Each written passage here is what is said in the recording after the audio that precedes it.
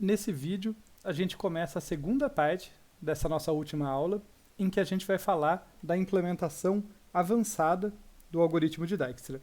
Apesar de eu colocar aqui implementação avançada em oposição à implementação básica, que foi o que a gente acabou de ver, essa é a implementação mais conhecida do algoritmo de Dijkstra, mais comum, e vai ficar claro o porquê, né? Tem a ver com a questão da eficiência. Retomando então essa questão da eficiência, vou lembrar vocês que no último vídeo, né, que encerrou a primeira parte dessa aula, a gente viu com detalhes uma implementação do algoritmo de Dijkstra, que eu chamei de básica porque não usa nenhuma estrutura de dados sofisticada. Em particular, ela utiliza para marcar ali qual que é a distância de cada nó, simplesmente um vetor dist, né? Dist de v, onde v é um rótulo que varia de 0 até n-1, me dá a distância de s, da origem até esse nó. E daí, né, usando uma estrutura tão simples quanto um vetor não ordenado ali, quando eu precisava localizar qual era o próximo nó a ser selecionado lá no meu laço principal, né, o próximo nó ainda não visitado, que ainda não estava em R, e que ia ser selecionado naquela iteração como sendo o nó que minimiza esse valor dist de v, né, o nó v que minimiza esse dist de v, eu tinha que percorrer o vetor inteiro. Percorrer um vetor de tamanho n, verificando o valor de cada posição para encontrar o mínimo, custa da ordem de n operações. Nenhuma surpresa. Como eu visito um nó por iteração, no total o algoritmo acabava levando tempo da ordem de n quadrado, que a gente fez a análise na última vez, e a gente terminou com aquele gosto meio amargo, assim, do tipo, ok, né, eu até comentei com vocês, se o grafo for denso, até que tá bom, porque esse é o tempo que ele vai custar simplesmente ler todas as arestas desse grafo, se ele tiver da ordem de n quadrado arestas, então o tempo do algoritmo não muda muito, não difere muito do tempo de leitura do grafo de entrada. Mas se o grafo for esparso, n quadrado pode ser muito maior do que o tamanho da minha entrada. E se for esse o caso, a gente gostaria de um algoritmo mais eficiente, um algoritmo que não leve tempo tão maior assim do que o tempo que eu gasto para ler, né? Tem espaço para melhoria aí. E essa melhoria, como essa introdução já deixa claro, depende da estrutura de dados que a gente vai usar para implementar a operação de escolher o vértice com menor dist. Né? Conceitualmente, essa distância não vai mudar. Esse valor dist, né, que a gente quer que compute a distância da origem até cada um dos vértices, não vai mudar. Mas eu tenho alternativas, eu não preciso usar um simples vetor e daí para encontrar o menor ter que percorrer o vetor inteiro todas as vezes. Existem estruturas mais sofisticadas.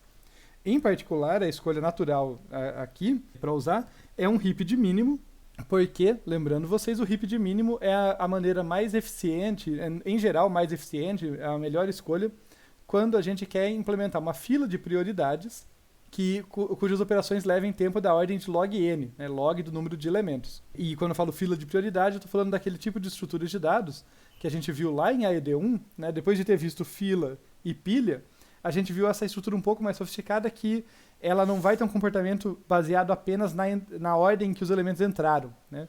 Quem vai ser removido dela é quem tem a menor prioridade, né? O menor valor passado na entrada. No caso aqui nosso, o menor valor de dist. É bem natural isso.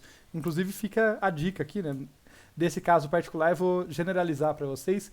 Quando vocês se depararem com uma situação em que o seu algoritmo repetidamente pede o mínimo ou o máximo de um conjunto, provavelmente inserir ali uma estrutura de dados do tipo heap ali, de mínimo ou de máximo, vai tornar o seu algoritmo mais eficiente. Feita essa introdução, vamos relembrar então o que um heap de mínimo faz, o que ele faz bem, para a gente saber como acoplá-lo aqui no nosso algoritmo. Tá? Sendo n o número de elementos que estão armazenados nesse heap, o heap suporta, no heap básico, suporta dois tipos de operação. Remover o mínimo e inserir. Inserir é qualquer elemento que tenha uma certa chave, um certo valor associado com ele. Você insere e ele coloca lá na estrutura dele de modo adequado. Agora, a remoção, ele não remove alguém que específico que você pede. Ele remove especificamente o menor. Tá? Ele é especializado nisso. Você vai assim, me dê o menor elemento daí, o que tem a menor chave, a menor prioridade, e ele vai te devolver isso. E ele faz essas duas operações em tempo proporcional a log de n. Tá? Que, já comparando, né, se a gente conseguir obter o menor elemento no nosso algoritmo de caminhos mínimos de Dijkstra em cada iteração lá em tempo log de n, isso é muito melhor do que em tempo da ordem de n, que a gente percorria o vetor, né? Então, por conta dessa remoção muito eficiente, que ele se torna interessante. A gente também consegue construir um heap em tempo da ordem de n aqui, tá? O que é bem interessante, tá? Porque um heap com n elementos ser construído na ordem de n significa gastar tempo constante por elemento que está sendo inserido, né? Se você pensar que ele não é um simples vetor, mas que ele mantém uma ordem toda específica, gastar tão pouco tempo assim, por elemento é muito bom. Além disso, um heap mais sofisticado, tá? Uma implementação mais cuidadosa do heap aqui, permite atualizar o valor de um elemento que está no meio do heap. Ela permite falar assim, olha, pegue o elemento tal, mude a chave dele, mude o valor da prioridade dele, também em tempo da ordem de log n no pior caso. E isso vai ser muito relevante no nosso caso. A gente vai ver o pseudocódigo na sequência, mas já para ir plantando a sementinha da ideia para vocês, por que isso vai ser particularmente relevante? Porque o valor dist, né, como a gente sempre quer remover o vértice que tem o menor valor de dist, essa vai ser a nossa chave, esse vai ser o valor que o heap vai levar em consideração ali para sempre devolver o menor. É o menor com o que tem o menor valor de dist. Só que o valor de dist de um vértice muda ao longo do algoritmo, porque cada vez que eu encontro um novo arco que tem destino num certo vértice, eu encontrei um novo caminho que pode ser menor do que o que eu tinha até o momento e isso muda o valor de dist dele. Então o heap tem que ficar sendo atualizado. Existem aplicações do heap, como usar ele no heap sort, que eu sempre falo para vocês que é um selection sort com heap, em que o heap básico, que simplesmente insere, eu sei inserir e sei remover o mínimo, ou o máximo, depende da implementação, eu já consigo o que eu quero. No caso aqui do Dijkstra, eu preciso atualizar os valores. Então eu vou ter que me preocupar com essa operação. Ela é um pouquinho mais chatinha ali, mas a gente vai ver isso. Tá? Então, mais adiante, a gente vai ver como faz essa operação. Por enquanto, só acredita em mim que dá para atualizar em tempo da ordem de log n. Então, dito tudo isso, vejamos aqui o nosso pseudocódigo.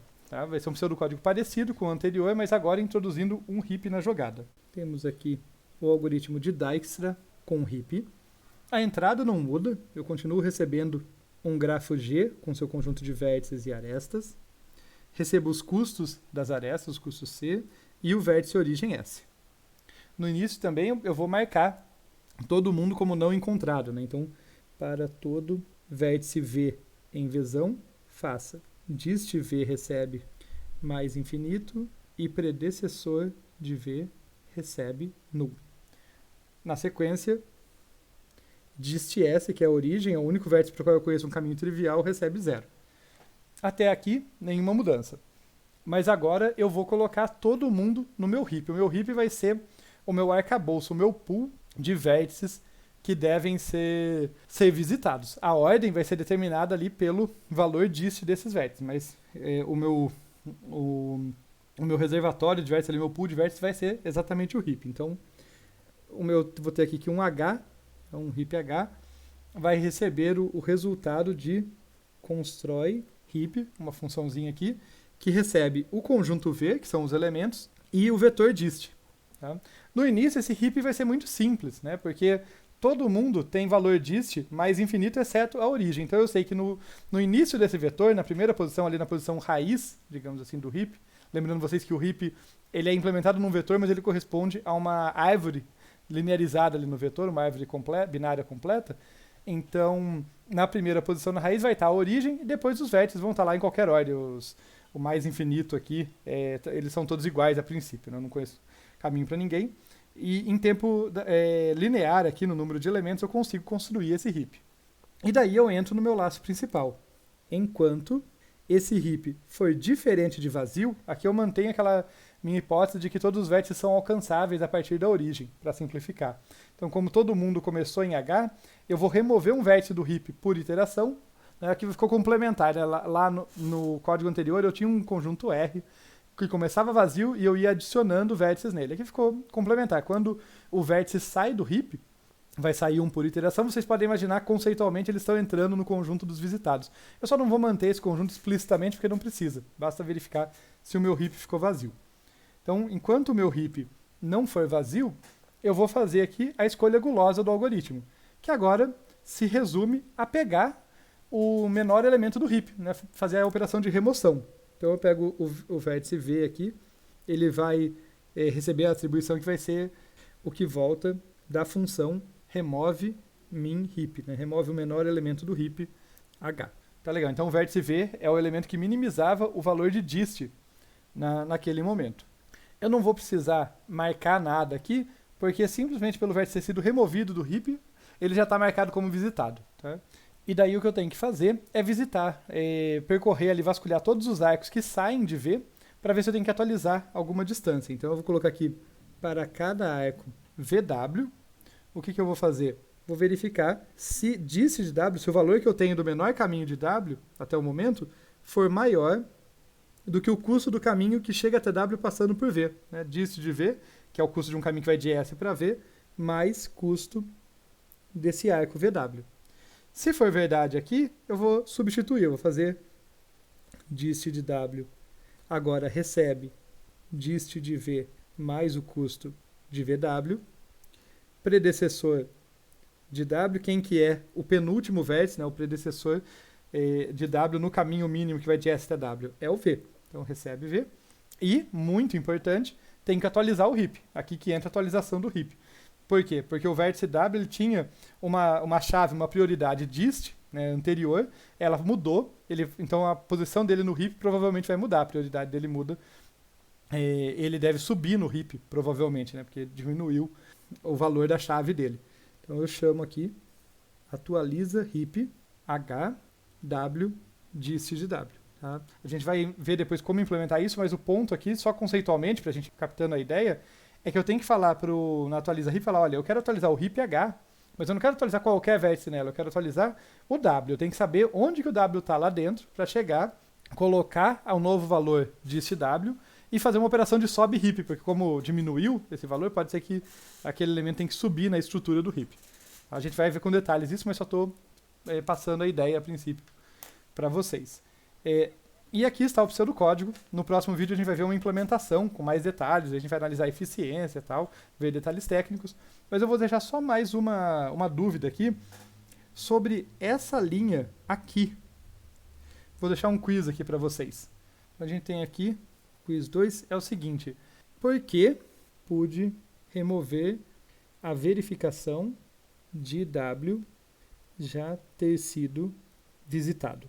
Lembrando vocês, no algoritmo anterior que a gente via, a gente fazia uma verificação aqui. Para cada arco VW, eu só ameaçava atualizar a distância do W se W ainda não tivesse sido visitado, se ele ainda não pertencesse a R.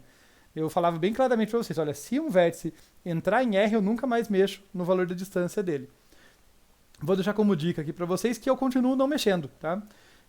Então, aqui, pensem no porquê que eu pude omitir essa verificação, omitir a verificação de se W já foi visitado. Eu garanto para vocês que o comportamento do algoritmo não vai ser afetado, tá? Ele não vai fazer nada diferente por conta disso, e em particular ele não vai visitar de novo um W que já foi visitado.